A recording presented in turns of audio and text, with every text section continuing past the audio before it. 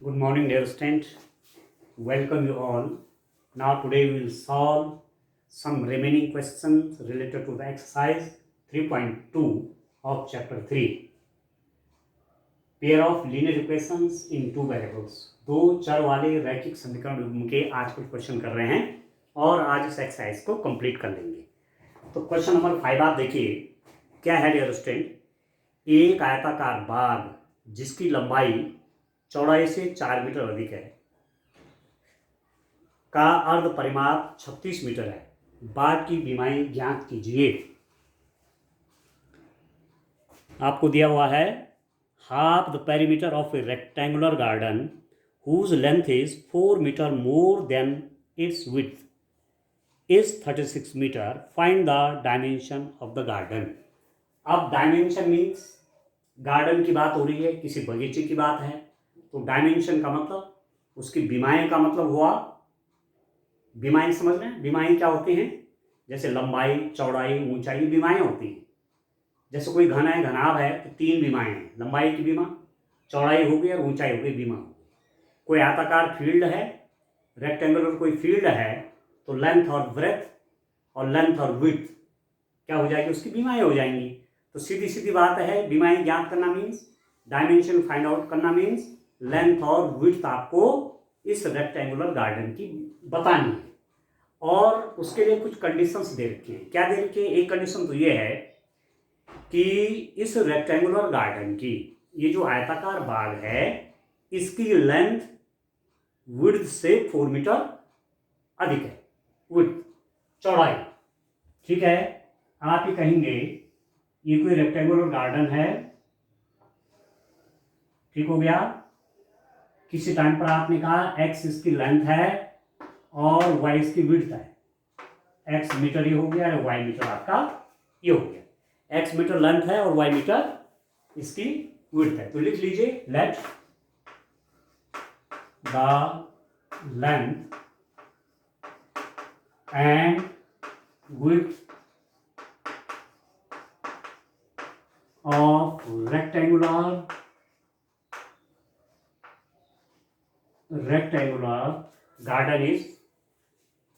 rectangular garden is garden B X and Y respectively।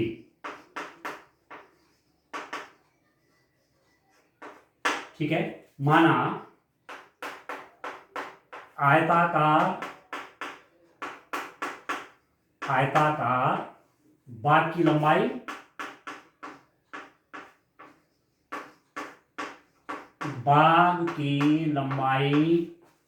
x metre और चौड़ाई y metre है। ठीक हो गया। अब एक्चुअली उस गार्डन का ना तो हमें लेंथ पता, ना विड्थ पता, ना तो लंबाई पता, ना चौड़ाई पता। ये लेंथ हो गई, विड्थ हो गई, पर हमने मान दिया है एक्स और वाई। अब दोनों निकालने भी हैं, ये इसकी डायमेंशन हो गई, बीमाएं हो गई। एक बीमा लंबाई की बीमा, चौड़ाई की बीमा, लेंथ डायमेंशन, विड्थ डायमेंशन, ये फाइंड आउट करनी है। तो मैंने एक्स वाई मान ली, क्योंकि दिया कुछ नहीं है, दिया ये नहीं है कि लेंथ कितनी है, विड्थ कितनी है, पर कुछ कंडीशन दे रखी है जिनका यूज करके हमको एक्स वाई की वैल्यू निकालनी है। ठीक है। तो इक्वेशन फॉर्म करते हैं। फर्स्ट कंडीशन क्या है, प्रथम शर्त आपको क्या दे रखी है, प्रश्नानुसार। ठीक है। Given condition, given first condition क्या दे रखी है, एक बात आपको दे रखी है कि length is 4 metre more than width, लंबाई चौड़ाई से 4 मीटर अधिक है। तो लंबाई means x is equal to चौड़ाई से 4 मीटर अधिक, length is equal to 4 metre more than width, ये विड्थ है y से 4 मीटर ज्यादा कितना होगा, +4, ये x के इक्वल हो गया। ठीक है। तो इक्वेशन क्या हो गई आपकी, ये इक्वेशन बन गई। तो आप चाहो तो ऐसे ही लिख दो, या आप इसको और x - y = 4 इस रूप में रख सकते हैं। एक इक्वेशन आपकी बन गई। ठीक है, इसको मैं लेफ्ट हैंड साइड में ट्रांसपोजिशन कर दिया तो ये प्लस था माइनस हो गया, ये पहली क्वेश्चन। ठीक है, सेकंड कंडीशन क्या है? अब क्योंकि प्रश्न की दूसरी शर्त क्या है, क्या दूसरी कंडीशन दे रखी है क्वेश्चन में? अब आप देखिए, बड़ी बात यह है कि इसमें दो वेरिएबल हैं, दो चर हैं, x and y are both variable and equation is one, then at least two equations are needed to find the solution of the equation। ठीक है, दो चर हैं x y, इक्वेशन एक ही है, तो ऐसी स्थिति में तो इनफाइनाइट सॉल्यूशन हो जाएंगे और हमको पता नहीं चलेगा कि लेंथ कितनी है विड्थ कितनी है, इसलिए आपको यूनिक सॉल्यूशन मिले। ठीक है, एक्स वाई की एक वैल्यू मिले, मैं एक इक्वेशन और बनानी है, तब जाकर के एक्स वाई निकलेंगे, तब जान पाएंगे कि एक्स वाई क्या क्या है। ठीक है, तो एक कंडीशन और क्या दे रखी है आपको, दिया हुआ है यहां पर, आयताकार बाग का अर्ध परिमाप 36 मीटर है, half the perimeter of the rectangular garden is 36 metre. अब आप जानते हैं कि पेरीमीटर क्या होता है, पेरीमीटर परिमाप, इसका रेक्टेंगुलर गार्डन कोई है या कोई रेक्टेंगल है जिसकी लेंथ विड्थ आपको दी हुई है, उसका पेरीमीटर कैसे निकालते हैं, परिमाप कैसे निकालते हैं? आप लिखते हैं 2x + y लिखते हैं, कितना लिखते हैं 2x + y, तो हाफ ऑफ द पेरीमीटर कितना हुआ, half perimeter, half perimeter, half perimeter मतलब अर्ध परिमाप। ठीक है, पेरीमीटर आप जानते हैं दोस्तों, पेरीमीटर हुआ एलन प्लस एलन प्लस एलन प्लस एलन, तो फॉर्मूला क्या है 2x + y, इन दोनों को ऐड कर लो, डबल 2 से मल्टीप्लाई करो तो पूरा ये निकल जाता है बाउंड्री, इसको बोलते हैं पेरीमीटर। अब हाफ कह रहा है, हाफ पेरीमीटर आधा कितना हो जाएगा, तो आधा करने के लिए 2 से डिवाइड कर लीजिए, 2 से डिवाइड करेंगे तो ये हो जाएगा आपका x + y। सीधी सीधी बात कितनी हो गई, लेंथ प्लस विड्थ आपकी मिला करके x + y हो गया, हाफ ऑफ द पेरीमीटर, इस चीज को ऐड कर लीजिए, हाफ ऑफ द पेरीमीटर हो जाएगा, इतना छोड़ दिया, हाफ ऑफ द पेरीमीटर।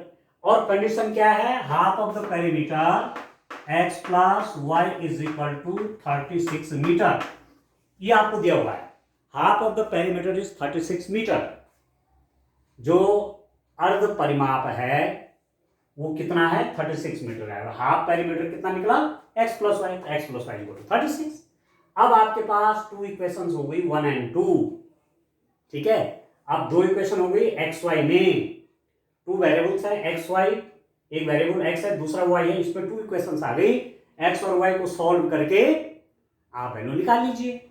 और वैसे भी देखिए आप कि यहाँ पर a1 1 है, यहाँ पर a2 1 है, तो 1/1, और यहाँ रेशियो देखिए -1/1, तो a1/a2 is not equal to b1/b2, यहाँ पर वो बात भी है। ठीक है, इसलिए यूनिक सॉल्यूशन निकलेगा, x और y की एक ही वैल्यू निकलेगी जो दोनों को सेटिस्फाई करेगी। ठीक है, आपने पढ़ा है ना, a1/a2 1/1, ठीक है, a1/a2 हुआ 1/1, a1/a2 is equal to 1/1, b1/b2 is equal to -1/1।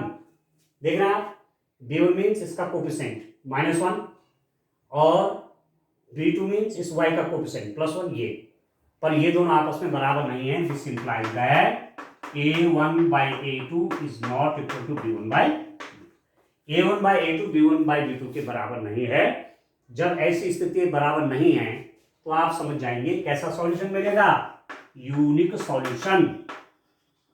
Unique solution, unique solution का मतलब क्या हुआ, अद्वितीय हल।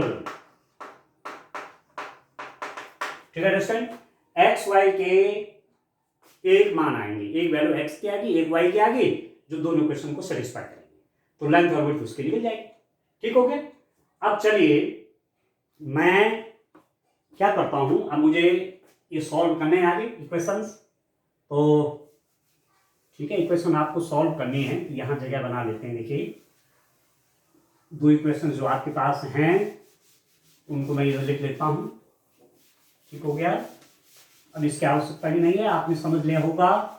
जो मेरे पास टू इक्वेशन आई उनको लिख देते हैं। अंडरस्टैंड, एक इक्वेशन आपके पास क्या आई है, x minus y is equal to 4, equation number 1, और दूसरी इक्वेशन आपके पास आई है x plus y is equal to 36, this is equation number 2। अब इन दोनों को सॉल्व कर लेना है। ठीक हो गया, ठीक हो गया। अब इसकी सबकी आवश्यकता नहीं है। ठीक है, अब अभी तक इक्वेशन को सॉल्व करना, लीनियर इक्वेशन को सॉल्व करने का एक ही मेथड जाना आपने, यहां जो हम पढ़ा रहे हैं इस चैप्टर के हिसाब से कह रहा हूं मैं। ठीक है, हो सकता है बच्चों ने पहले भी पढ़ा हो, परंतु मैं यहां चैप्टर के हिसाब से कह रहा हूं कि यहां आपने अभी तक लीनियर इक्वेशन को सॉल्व करने के लिए एक ही मेथड अभी तक जाना, वो मेथड है ग्राफिकल मेथड। तो कहने का मतलब वो ग्राफ बना लीजिए दोनों का।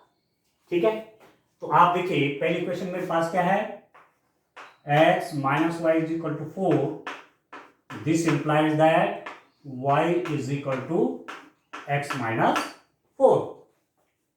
ठीक हो गया, पहली इक्वेशन मैंने ऐसा लिखा और y की वैल्यू निकाले। x यहाँ पर इंडिपेंडेंट वेरिएबल है, y डिपेंडेंट वेरिएबल है, x स्वतंत्र चर है, y परतंत्र चर है। अब टेबल बना लीजिए। देखिए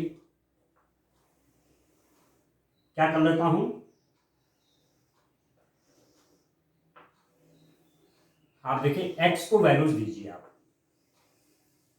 ठीक है, x को मैंने कहा, x को मैंने कुछ वैल्यूज दी और उसके हिसाब से मुझे y की वैल्यूज मिलनी है।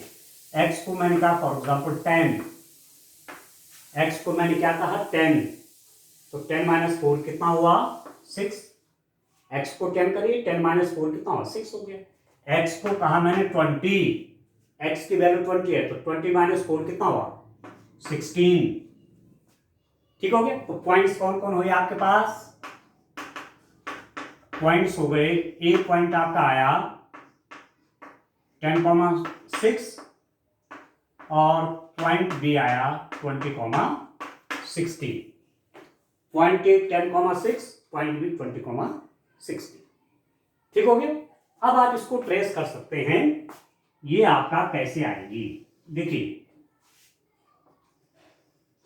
अब मैं आपसे इस बात को पहले भी कह रहा हूं कि एग्जैक्ट ग्राफ आपका ग्राफ कॉपी पर ही बनेगा। ठीक है, मैं लगभग ही बना पाऊंगा, क्योंकि सीधे हाथ से अंदाज से खींचने पे कुछ प्रॉब्लम आ जाएगी, कुछ कमियां रह जाएंगी। तो पहला पॉइंट है 10,6, तो यदि मैं 10 के लगा लूं 10, ठीक है 20, ठीक है 30, यहां भी वही कर लेता हूं 10, 20, 30। मतलब आपके पास जो ग्राफ कॉपी है, जो आपने हॉरिजॉन्टल और वर्टिकल लाइनें खींची हैं, एक बॉक्स को आप 10 का मान लीजिए, 10, 20, 30। पहला पॉइंट है 10,6, तो 10 तो ये हो गया। ठीक हो गया, 10 x का कोण है 10, y क्या है 6। अरे तो क्या है ना मेरे पास एग्जैक्ट नहीं कि 6 कहां पर होगा, 5 यहां पर, तो लगभग अंदाज से कर लेता हूं यहां पर। ये आप एग्जैक्ट करना, क्योंकि 6 करना है तो जैसे एक बॉक्स होता है ना बड़ा वाला, ठीक है ग्राफ कॉपी में, तो उसके अंदर 10 छोटे खाने होते हैं, 1 mm के होते हैं, 1 मिलीमीटर के होते हैं वो, तो आप 6 छोटे खाने कर लेना इसके ऊपर। ठीक हो गया, तो आपका यहां पर पहुंच गया। फॉर एग्जाम्पल तो मैंने कहा ये पॉइंट ए है 10,6, मैं आपको ये तो खींचने का तरीका बता रहा हूं, बाकी आप ग्राफ कॉपी से एग्जैक्ट ग्राफ बनेगा। दूसरा है 20,16, 20, ये 20 हो गया, ठीक है, और 16 कहां होगा, देखो 16 होगा आपका यहां कहीं, 10 हो गया ना, 15, 16 यहां कहीं होगा, इसी के ऊपर कहीं, लगभग मैं लिख लेता हूं यहां पर, अंदाज से कर पाऊंगा, बहुत एक्यूरेट नहीं कर पाऊंगा। बी पॉइंट आपका हो जाएगा, ये हो जाएगा 20,16। ठीक है दोस्तों, ठीक है, और इन दोनों को अब ज्वाइन करूंगा। 2 पॉइंट हो गए। एक पॉइंट आपका ये वाला है, इसके कोऑर्डिनेट थे 10,6 और दूसरे के 20,16, तो दोनों को ज्वाइन कर दिया मैंने। तो यहां कहीं ये लाइन आएगी, तो आपकी तो बिल्कुल सीधी आनी है ना, आपकी तो बिल्कुल सीधी आएगी। मेरे लिए तो मेरे पास स्केल एकदम एग्जैक्ट नहीं है, तो ये लाइन आएगी आपकी। मतलब इसको जो मैंने ट्रेस किया है वो ये वाली आ गई। ठीक हो गया। एक पॉइंट इस पर ये है, एक पॉइंट इस पर ये। अब दूसरी इक्वेशन आपके पास क्या है, x plus y is equal to 36 है। This implies that y is equal to 36 minus x। ठीक है। अब ग्राफ इसका भी बना लीजिए आप। देखिए ग्राफ बना लीजिए जस्ट इसका भी। ठीक है। अब इसको मैं थोड़ा बड़ा मानता हूं x की वैल्यू, क्योंकि बड़ा है नहीं। x मैं लिख लेता हूं 20 कर लेता हूं फॉर एग्जाम्पल। x को 20 किया तो y आपका निकल गया 16। x को मैंने 30 किया, ये निकल गया आपका 6। ठीक है। x को 20 किया, जो मर्जी रखो अपने मन से। x इक्वल टू 0 भी रख सकते हैं, माइनस में भी रख सकते हैं। x इक्वल टू 20 किया तो y इक्वल टू आपका 16 हो गया। ठीक है। x इक्वल टू 30 किया तो y कितना हो गया, 6 हो गया। तो पॉइंट्स कौन कौन आए, पॉइंट्स आपके पास आ गए। c पॉइंट होगा 20,16 एंड d पॉइंट होगा 30,6। ठीक है। तो 20,60, अब 20,60 का पॉइंट तो यहाँ ही है, वो तो इसी लाइन पे पड़ गया। और 30,6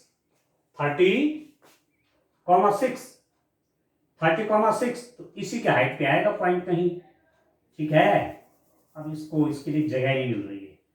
पॉइंट ए का कह सकते हैं आप, इसको कहा था मैंने ए का, ये पॉइंट 10,6। ठीक है। तो कहने का मतलब हुआ 6 यहाँ कहीं है, 30,6 मतलब इसी के सीध में ये आपका डी पॉइंट हो गया 30,6। अब ज्वाइन कर लीजिए जस्ट को।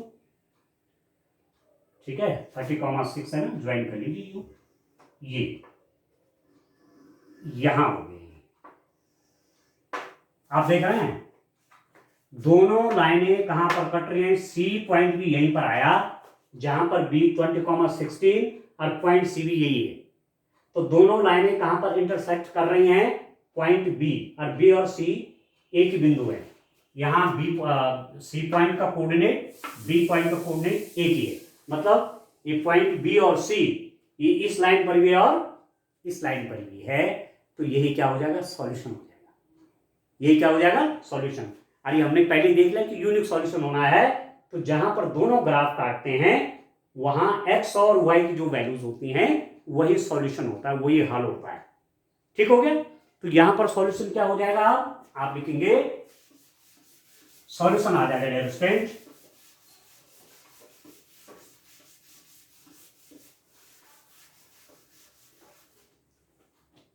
सॉल्यूशन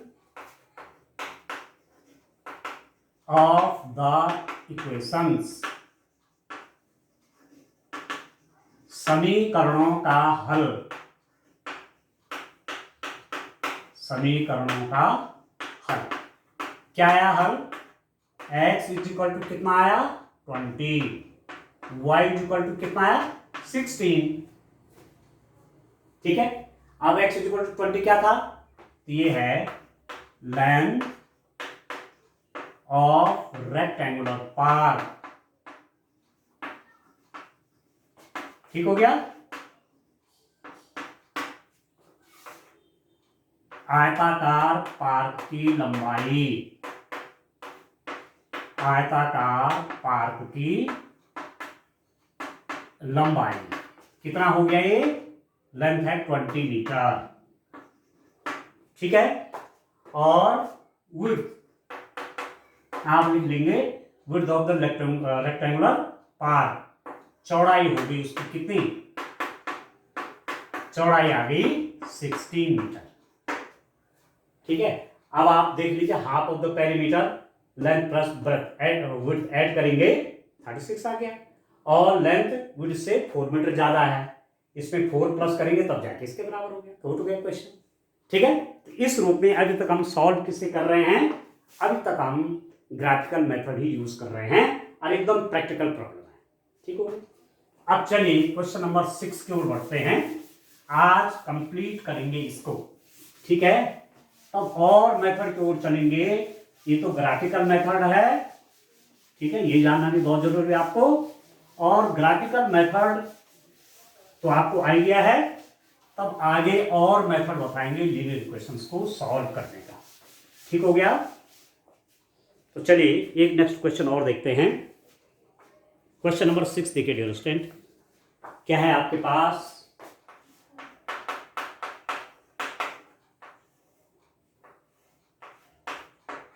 क्वेश्चन नंबर 6, एक रैखिक समीकरण दे रखा है 2x plus 3y minus 8 is equal to 0। ये कोई जो है रैखिक समीकरण है।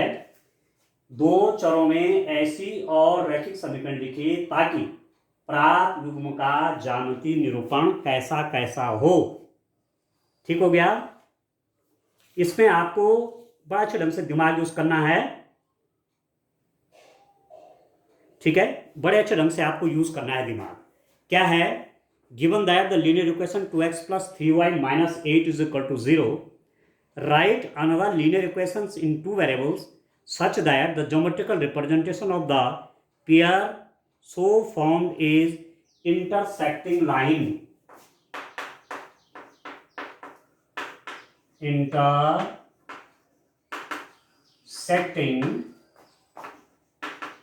lines। कैसी लाइनें आनी हैं, प्रतिच्छेद करती रेखाएं।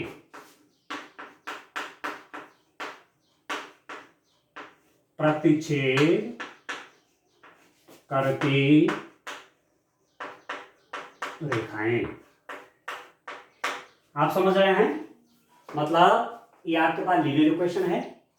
एक ऐसी और इक्वेशन लिखिए कि उसका और इसका यदि ग्राफ बनाएंगे तो इंटरसेक्टिंग लाइन आएंगे, मतलब एक बिंदु पर वो कट करें, एक बिंदु पर एक दूसरे को प्रतिच्छेद करें। कहने का मतलब हुआ कि ये वाली कंडीशन फॉलो करें, a1 by a2 is not equal to b1 by b2।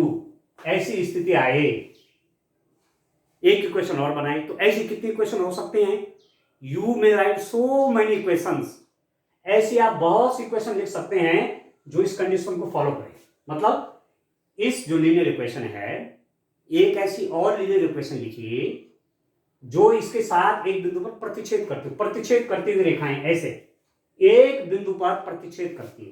तो एक बिंदु पर प्रतिच्छेद कब करती है, when the two lines intersect at a point, when this condition holds good। जब ये शर्त पूरी होती है, a1 ये, b1 a, c1 a, और दूसरी इक्वेशन का भी a2 b2 c2। ठीक है, अब फॉर एग्जांपल मैंने क्या लिखा, मैंने यहां पर लिखा, मैं इसको लिख रहा था 1 2 करके लिख रहा हूं, देखिए 2 और 6। ठीक है, मैं लिख रहा हूं for example 3x plus 2y, 3x plus 2y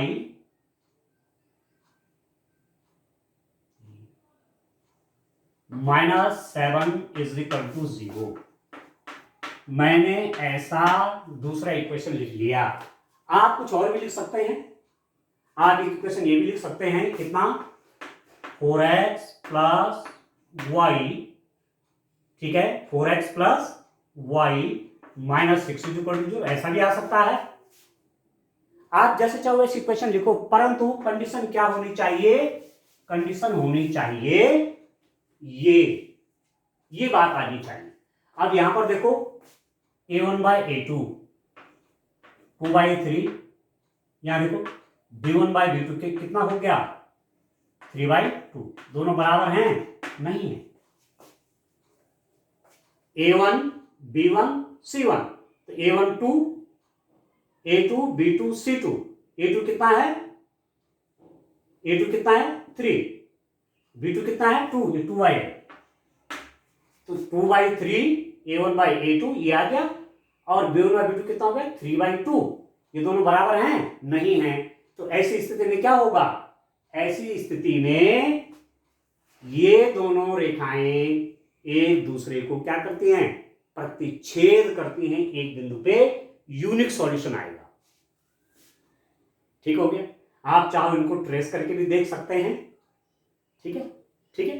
तो ध्यान ऐसा करना है कि कोएफिशिएंट सेम ना हो इसके, मतलब उनका रेशियो सेम नहीं होना चाहिए। ठीक है, और इक्वेशन भी आपको सही आनी चाहिए।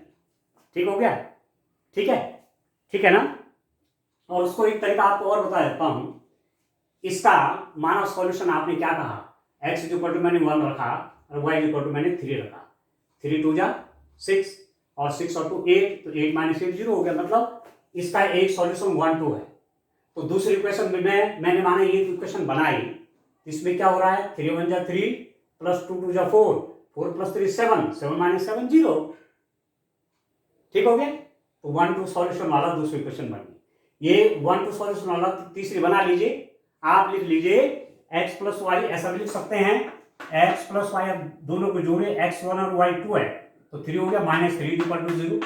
एक इक्वेशन ये बन गई। तो will get so many equations. आप बहुत सी इक्वेशंस ऐसी बना सकते हैं। तो कहने का मतलब हुआ कि ये कंडीशन होनी चाहिए और ये कंडीशन होल्ड करेगी इसके साथ, या मैं कह रहा हूं कोई दूसरी बात लिख सकते हैं। ठीक है, अपने दिमाग में इस इक्वेशन का कोई एक सॉल्यूशन ले लीजिए। जैसे मैंने 1 2 ले लिया, x इक्वल टू 1 तो 2 प्लस y इक्वल टू 2, 6 हो गया। 6 प्लस 2 8, 8 माइनस 8 0। तो 1 2 इसका एक सॉल्यूशन है। उसी पर एक इक्वेशन और बना दी, उसका सॉल्यूशन भी यही आएगा। ठीक हो गया? तो ये इक्वेशन और ये इक्वेशन एक दूसरे को एक बिंदु पर प्रतिच्छेद करती है। क्लियर? अब दूसरी बात, इसका सेकंड देखिए। ये तो क्वेश्चन नंबर 1 था। क्वेश्चन नंबर 1 का फर्स्ट पार्ट था। दूसरी कंडीशन क्या है, क्या करना है उसको देखिए आप। ठीक हो गया? इसका दूसरा पार्ट क्या है उसको देखिए। बड़ा इंटरेस्टिंग क्वेश्चन है। आंसर आपके अलग अलग हो सकते हैं। आप आंसर शीट देखेंगे तो आंसर अलग हो सकता है। ठीक है, इसलिए आप क्वेश्चन को ट्रेस करके भी देखना एक बिंदु पर प्रतिच्छेदन हो रहा है कि नहीं हो रहा है। ठीक हो गया? दूसरा इसमें क्या करना है, समांतर रेखाएं हों, समांतर रेखाएं हों, लाइन्स आर पैरेलल। ठीक है, पैरेलल लाइन्स, पैरेलल लाइन्स। अब आप देख रहे हैं, मतलब प्रश्न क्या है कि इसके पैरेलल कौन सी लाइन होगी। ऐसा इक्वेशन लिखिए, ऐसा लीनियर इक्वेशन लिखिए जो जिसका ग्राफ खींचेंगे तो ये और वो पैरेलल हो जाए, मतलब कहीं भी इंटरसेक्ट नहीं करेंगे। तो पैरेलल की कंडीशन क्या होती है, a1/a2 is equal to b1/b2 is not equal to c1/c2। ये होती है कंडीशन किसकी, पैरेलल की। अब मैंने क्या किया, मैंने माना इसको 2 से मल्टीप्लाई किया 4x, इसको भी 2 से मल्टीप्लाई कर दिया 6x minus 4 is equal to 0। मैंने एक इक्वेशन रखी, ये इस इक्वेशन को देखिए आप, इसको और इसको देखिए दोनों क्या हो रहा है। इसका कोएफिशिएंट आपका 2 बाई इसका कोएफिशिएंट 4 इज इक्वल टू इसका कोएफिशिएंट 3, इसका कोएफिशिएंट 6, और यहां देखिए इसका कोएफिशिएंट -8, ये -4। तो 2 1 जा 2, 2 2 जा 4, 3 1 जा 2, 3 2 जा 6, 2 1 जा 2, 2 2 जा 4, 3 1 जा 3, 3 2 जा 6। पर यहां पर आप देखेंगे 2/1 ये इक्वल नहीं है। देख रहे हैं 1/2 इज इक्वल टू 1/2 तो होता है, पर ये क्या हो रहा है 2/1 ये इक्वल नहीं है। तो ये कंडीशन हो रही है। तो ये रेखाएं और ये रेखाएं परस्पर क्या हो जाएंगी, समांतर हो जाएंगी, पैरेलल हो जाएंगी। तो ऐसी इक्वेशन आपने लिखनी है। आंसर शीट में कुछ और हो सकता है, क्योंकि इसके समानांतर आप अनंत रेखाएं खींच सकते हैं। ये भी हो सकती है, ये भी हो सकती है, ये भी हो सकती है, ये भी हो सकती है, अलग अलग लाइन्स आ सकती हैं। एक लाइन और कौन मिल जाएगा, मैं 3 से मल्टीप्लाई करता हूं इन दोनों में, 3 2 जा 6 प्लस 9y, मैंने कहा -5 इज इक्वल टू 0। 3 से मल्टीप्लाई किया 6x, इसमें 9y, और इसमें कुछ नहीं, इसमें अपने हिसाब से कुछ रख दिया। अब this by this 1/3, this by this 1/3, अरे 8/5 हो गया। तभी ये भी इसको फॉलो कर रहा है। इसका मतलब ये लाइन जिसके क्या है, पैरेलल है। तो so many answers will be there, इसके समांतर आपकी बहुत सी रेखाएं होंगी। मैं आपको एक क्लू बता देता हूं कि यदि इसके समांतर आपको लाइन खींचनी है तो इसमें 2 से मल्टीप्लाई कर लीजिए, इन दोनों में, इसमें और इसमें, और यहां अपनी तरफ से नंबर रख लीजिए, ठीक है, जो कि a1/a2 b1/b2 equal to 7/c2 न बने। मतलब 7/c2 इन दोनों रेशियो के बराबर नहीं होना चाहिए। 2 से मल्टीप्लाई कर सकते हो, 3 से कर सकते हो, 4 से कर सकते हो, 5 से कर सकते हो। इसको अपने हिसाब से एडजस्ट करिए कि a1/a2 और b1/b2 के बराबर दोनों हो जाए। ये मैंने तरीका बता दिया आपको। तो इस ढंग से समांतर रेखाएं आती हैं। समांतर रेखाओं में इन कोफिशिएंट्स यहां इसका कोफिशिएंट का रेशियो सेम होना चाहिए। ठीक हो गया। और थर्ड भी देखता हूं डियर स्टूडेंट। थर्ड आपका क्या है, देखिए ये भी आप समझ गए होंगे। आप ग्राफ को ट्रेस भी कर लेंगे, ठीक है, ऐसा ग्राफ आप बना भी लेंगे, जो भी रेखा आप मानेंगे बना के फिर देख लीजिएगा। और मैंने आपको तरीका बता दिया कि समांतर रेखाएं आप दूसरे की कैसे बनाएंगे। जो पहली में एक्स वाई है उसी को 2, 3, 4 किससे मल्टीप्लाई कर लीजिए, इन दोनों को सेम नंबर से। माना 2 से मल्टीप्लाई कर लो तो 4x + 6y, इसको अपने हिसाब से रख लीजिए। फॉर एग्जाम्पल -5, -2, माइनस में कुछ भी रख लीजिए, ठीक है, वो आ जाएगा। आप 3 से मल्टीप्लाई कर सकते हैं, 4 से कर सकते हैं, इन दोनों को, ठीक है। पर स्थिति यह होनी चाहिए कि 7/c2 के बराबर ना हो जाए। तो इसलिए जो कांस्टेंट वाला टर्म होगा उसको आपको देखना पड़ेगा क्या रखना है, ठीक होगी। अब थर्ड आप देखिए, तीसरे में क्या है डियर स्टूडेंट, आपको देखना है समपाती हूं,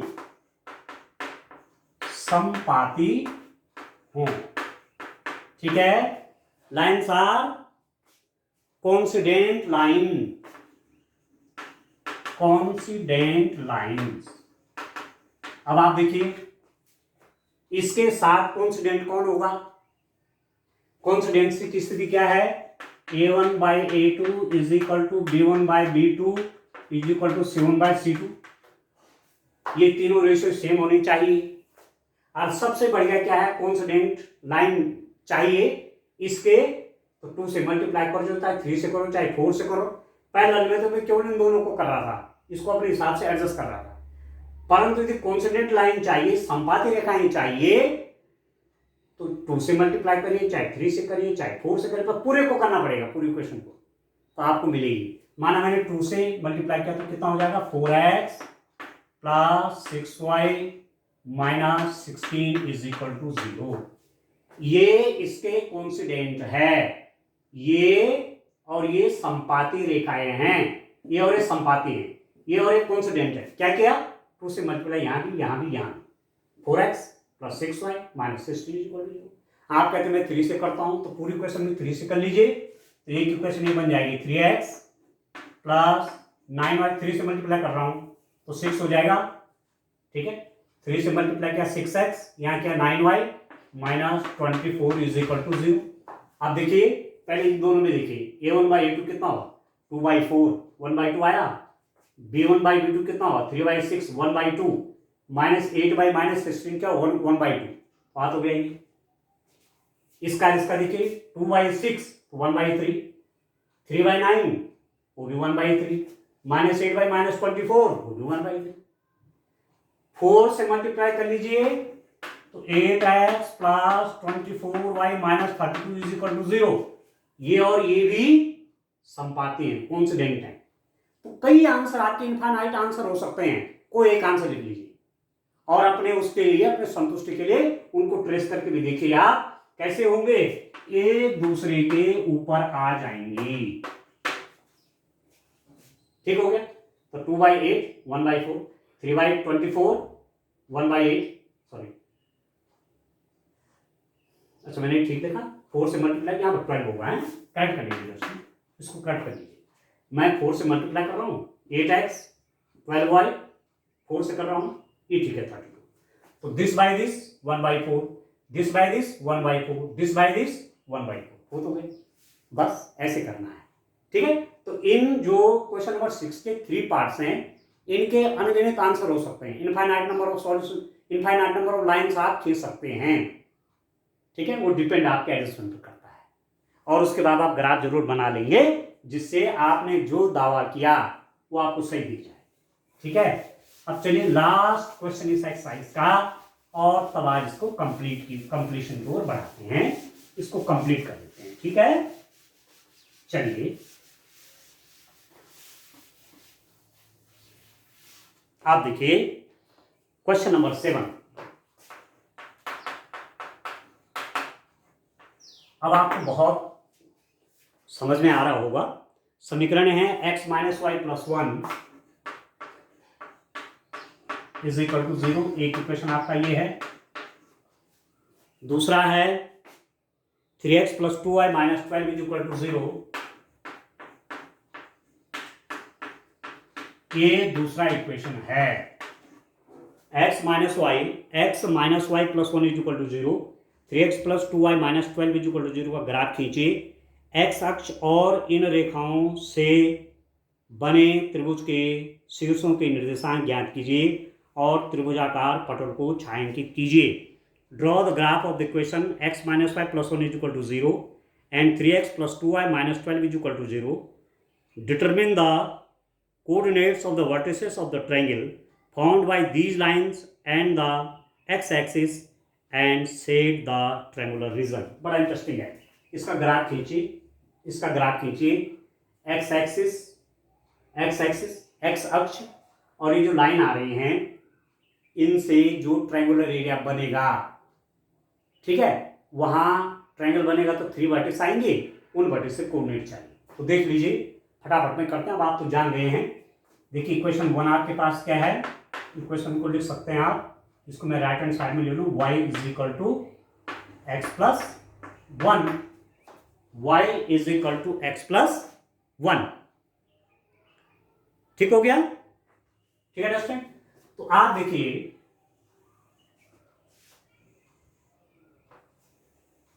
मैं क्या करता हूं, मैं x की वैल्यू सेट करता हूं, x is equal to y. ठीक है। अब एक चीज मैं क्या करता हूं, थोड़ा सा दिमाग रखिए, जरा सा दिमाग लगाइए, जरा दिमाग में ये चीज रखिए। ये मेरे पास x एक्सिस है, ये मेरे पास y एक्सिस है। कोई लाइन यदि x एक्सिस को काट रही है, तो जहां पर ये लाइन x एक्सिस को काटेगी वहां पर y कोऑर्डिनेट 0 होगा। ये मतलब इस पॉइंट का जो x एक्सिस को काट रही है लाइन, तो पॉइंट ऑफ इंटरसेक्शन का कोऑर्डिनेट क्या होगा, x कोऑर्डिनेट कुछ होगा और y कोऑर्डिनेट 0 होगा। चाहे वहां काटे चाहे यहां काटे, यहां भी x किस रूप में होगा, -x, और y आपका 0 होगा। जब लाइन आपकी y एक्सिस को काटेगी तो हमेशा x कोऑर्डिनेट 0 आएगा, x 0 होगा और y कुछ होगा। तो थोड़ा ही बेसिक चीज आप याद रखिए। ठीक हो गया, ठीक हो गया। तो चलिए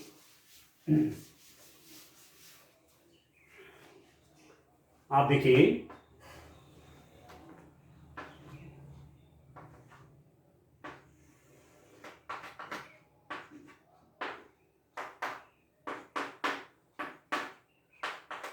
ये आपका हो गया। मैं क्या कर रहा हूं, देखिए डियर स्टूडेंट, मैं किसी टाइम पर क्या कर रहा हूं, x की वैल्यू सेट कर रहा हूं, x को कुछ रख रहा हूं। x को फॉर एग्जांपल मैंने -1 रखा, x की वैल्यू -1 रखी तो y आपका 0 हो गया। तो y 0 का मतलब हुआ कि x एक्सिस पर मुझे एक पॉइंट मिल गया। नहीं समझ रहे, y कोऑर्डिनेट 0 मतलब वो पॉइंट x एक्सिस पर है। ठीक हो गया, क्लियर हो गया। और एक दूसरा मैं वैल्यू अपनी तरफ से रखता हूं, x को मैं 2 लिख देता हूं, y मेरा 3 हो गया। ठीक है। अब जरा ट्रेस करिए, आप देखिए मेरी लाइन एकदम सीधी नहीं है, इसलिए कभी कभी ग्राफ पर असर पड़ जाता है, परंतु आप तो स्केल से करेंगे इसलिए आपका एक्यूरेट आना चाहिए। ठीक हो गया।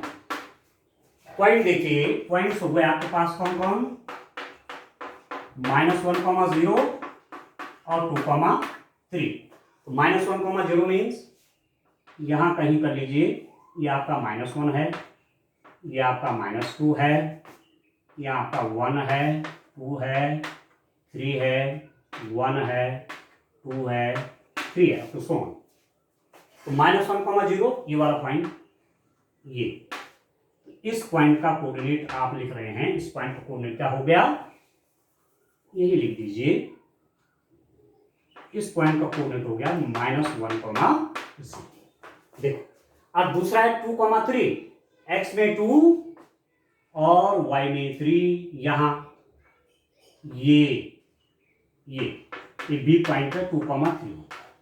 तो आपने मिला ये दोनों, ये मिल गए, ठीक है, ये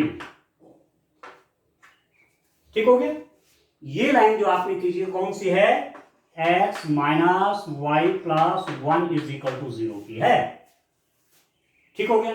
दूसरा देखिए, दूसरी कौन सी है, 3x plus 2y minus 12 is equal to 0, और इसको लिख सकते हैं 2y is equal to 12 minus 3x, यहां जाके तो पॉजिटिव हो जाएगा, ये नेगेटिव हो जाएगा, तो y कितना हो जाएगा, 12 माइनस 3x बाई 2,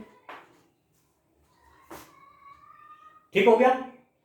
अब आप देखिए, इसके लिए मैं यहां पर खींचता हूं, देखिए मैं टेबल बना देता हूं, यहां देखिए x की वैल्यूज और y की वैल्यू। पहले ऐसा देखते हैं कि ये लाइन x एक्सिस को कहां पर काट रही है, x एक्सिस को कहां पर काट रही है, मतलब y 0 होना चाहिए। तो y की वैल्यू 0 कब होगी, बड़ा इंटरेस्टिंग है, y 0 मतलब x एक्सिस का पॉइंट मिलेगा, x एक्सिस पर पॉइंट मिलेगा। तो y 0 तब होगा जब x कितना हो जाएगा, यदि मैं x को 4 कर दूं, x की वैल्यू में 4 कर दूं, तो मेरे पास क्या हो जाएगा, 4 3 जा 12, 12 माइनस 12 0, और 0/2 0 हो गया, तो x equal to 0, x equal to 4, y equal to 0 आ गया, ठीक है। और दूसरा मैंने यदि x की वैल्यू 2 कर दी, तो 3 2 जा 6, 12 माइनस 6 कितना, 6, और 6/2 3 हो गया। तो यहां पर भी दो पॉइंट्स कौन कौन हो गए आपके पास, पॉइंट्स आ गए आपके पास 4,0, एक पॉइंट ये हो गया, इसको चलो ए बी कर लेते हैं, ए और बी है, ये पॉइंट ए और ये आपका कौन सा है, बी पॉइंट है, इसको मैं सी पॉइंट कर लेता हूं 4,0 और डी पॉइंट 2,3। आप समझ रहे हो मैं क्या कर रहा हूं, मैं क्या कर रहा हूं, मैं आपसे रेस्टोरेंट पहले एक बात बता रहा हूं कि मैं कह रहा हूं ये आपकी एक्स एक्सिस है और ये आपकी वाई एक्सिस है, ठीक है। किसी टाइम पर यदि आप ये देखना चाहते हैं कि किसी लाइन ने, ये लाइन है हमारा फॉर एग्जाम्पल, एक्स एक्सिस को कहां पर काटा है, तो एक्स एक्सिस को काट रही है मतलब एक्स एक्सिस को इंटरसेक्ट कर रही है, मतलब यहां पर वाई कोऑर्डिनेट 0 होना है, तो एक्स तो कुछ होगा और वाई 0 होगा। ऐसे ही यदि आप वाई एक्सिस पर देखना चाहते हैं कि ये लाइन कहां पर काट रही है, तो वाई एक्सिस पर हमेशा x की वैल्यू 0, तो x 0 y कुछ आएगा। जैसे आप यदि देखना चाहते हैं कि ये लाइन y एक्स को कहां पर काट रही है, तो x 0 कर दो, x क्या कर दो, 0 कर दो, x 0 कर दो, तो y की वैल्यू आपकी 1 आ जाएगी, ठीक है। तो मेरे को अंदाज से खींचा हुआ है, तो पॉइंट जरा सा ऊपर लग रहा है, फिर इस पॉइंट में यहां पर रहना है, या लाइन में थोड़ा ऊपर चला जाना है, आप समझ रहे हैं, ठीक है। तो एक्स एक्सिस को कोई लाइन काट रही है, इसका मतलब वाई कोऑर्डिनेट 0 होना चाहिए, इसीलिए मैंने वाई कोऑर्डिनेट यहां पर 0 खोजा।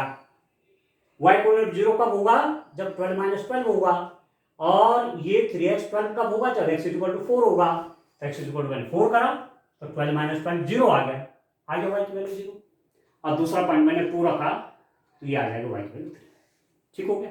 अब मैं ऐसा क्यों कर रहा हूं, एक्स एक्सिस पर कौन कौन पॉइंट देख रहा हूं, अभी मैं आपको बताता हूं क्यों कर रहा हूं। अब देखिए एक्स एक्सिस पर पॉइंट कौन हुआ, 4,0, तो 4 आपका यहां होगा कहीं, देखो ये पॉइंट 4 है, ये 4 है, तो इसका कोऑर्डिनेट क्या हो जाएगा, इसका कोऑर्डिनेट आपका 4,0, देखो एक्स एक्सिस पर ये लाइन जहां काटेगी वहां y कोऑर्डिनेट 0 हो गया, 4,0। देखो ये पॉइंट हमने कहा सी पॉइंट है, सी पॉइंट ई वाला, ठीक हो गया। और डी क्या है, 2 3, डी तो 2 3 है ये, ठीक है। तो मिला लीजिए, ये तो 2 3 वाला पॉइंट पहले से ड्रॉ है, तो 2 3 को मिला लीजिए। इसलिए मैंने एक कॉमन पॉइंट की ओर बढ़ा कि थोड़ा मुझे ग्राफ में आसानी हो जाएगी। ये आपका आ गया। दूसरी लाइन आपकी क्या है, 3x + 2y - 12 = 0। ठीक हो गया। तो ये हो गया। देखो बना ट्रायंगल की नहीं बना, देखिए ट्रायंगल कौन सा बना, ट्रायंगल बन गया आपका बी, ये पॉइंट ए था, ए बी सी, पॉइंट के साइड डी था, ये साइड डी पॉइंट था, यस ये डी पॉइंट है। और सी तो यहीं पर हो गया, सी तो यहीं पर हो गया, मतलब बी और सी तो कॉन्सिडेंट है, तो कोई एक पॉइंट मान लो ए बी डी, ट्रायंगल बन गई, ठीक है, ये ट्रायंगल बन गया। अब आपको क्या पूछा हुआ था कि आपको वो ट्रायंगुलर एरिया शो करना है जो इन दो लाइन के बीच और एक्स एक्सिस के बीच हो। ये तो कर रहे हैं, एक्स अक्ष और इन रेखाओं से बना, एक्स अक्ष और इन रेखाओं से बना, इन रेखाओं से बने त्रिभुज के शीर्षों के निर्देशांक ज्ञात कीजिए, ठीक है। Determine the coordinate of the vertices of the triangle formed by these lines and x-axis.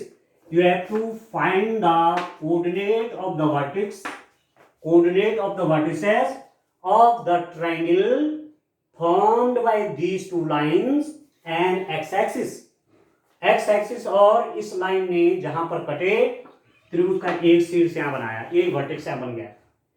इस लाइन ने और एक्स एक्सिस जहां पर इंटरसेक्ट हो रहे हैं, जहां पर काट रही हैं, उन्होंने ट्रायंगल का एक वर्टेक्स यहां पर बनाया, एक शीर्ष यहां पर बनाया।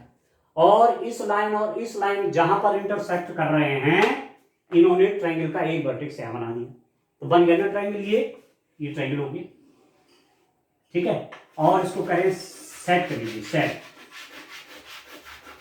ठीक है। ये आपका सेटेड रीजन हो गया, ये हो गया वो ट्रायंगुलर रीजन जो आपसे पूछा जा रहा है।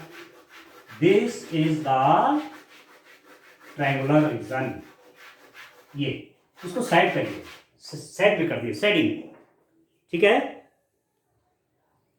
And set the triangular region, ये आपका ट्रायंगुलर रीजन सेट हो गया। तो जब आप कॉपिंग बनाएंगे तो और अच्छा बनेगा, ठीक हो गया। अब मेन बात ये है कि वर्टेक्स कौन कौन हुए, vertices of the triangular region, ठीक है। अब आपको क्लियर हो रहा होगा हमें करना क्या था, vertices of the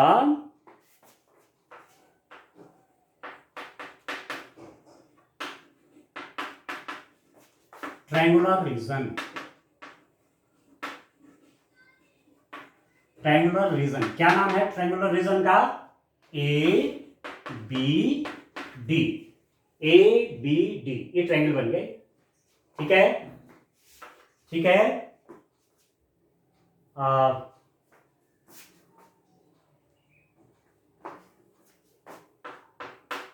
त्रिभुज